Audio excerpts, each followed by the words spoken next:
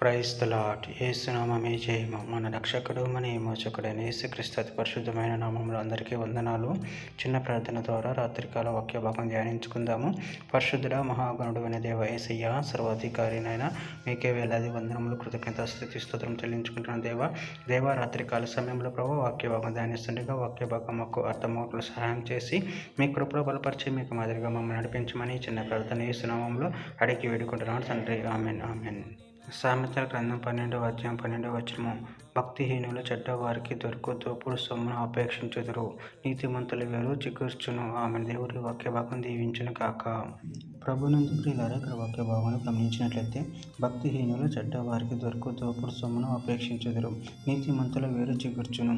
అదేవిధంగా వాక్య భాగంలో గమనించినట్లయితే సామెతల గ్రంథం 10వ అధ్యాయం 2వ వచనంలో భక్తిహీనుల ధనము వారికి లాభకరము కాదు, నీతి మరణం నుండి రక్షించును.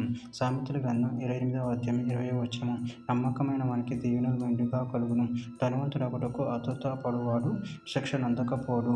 ఇర్మీయా గ్రంథం 17వ అధ్యాయం 7-8 వచనంలో యెహోవా నమ్ముకొను వాడు ధన్యుడు, యెహోవా వానికి ఆశ్రయముగా ఉండును. వాడు జలముల యొద్ద నాటబడిన చెట్ల వలె నుండును, అది కాలువల వరన దాని వేర్లు తన్నును.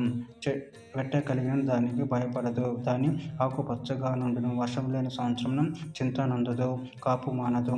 కీర్తన గ్రంథం 1వ అధ్యాయం 2-3 వచనం.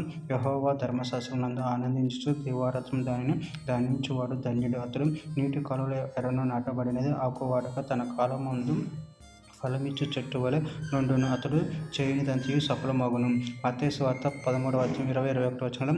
రాతి నేలను విత్తబడిన వాడు వాక్యం విని వెంటనే సంతోషంతో దాన్ని అంగీకరించువాడు, అయితే అతనిలో వేరు లేనందున అతడు కొంతకాలం నిలుచును. కానీ వాక్యం నిమిత్తం శ్రమ అయినను హింస అయినను కలగగానే అభ్యంతరపడును. కీర్తన గ్రంథం 92వ అధ్యాయం 12వ వచనం. నీతిమంతులు ఖర్జూరపు వృక్షము వలె మొవ్వు వేయుదురు, లెబనోను మీది దేవదారు వృక్షము వలె వారు ఎదుగుదురు. యోహాను సువార్త 15వ అధ్యాయం 5వ వచనము. ద్రాక్షవల్లి నేను, తీగలు మీరు. ఎవడు నా యందు నిలిచి ఉండునో, నేను ఎవని యందు నిలిచి ఉందునో వాడు బహుగా ఫలించును. నాకు వేరుగా నుండి మీరేమీ చేయలేరు. చివరిగా ఒక మాట. సామెతల గ్రంథం 11వ అధ్యాయం 28వ వచనం.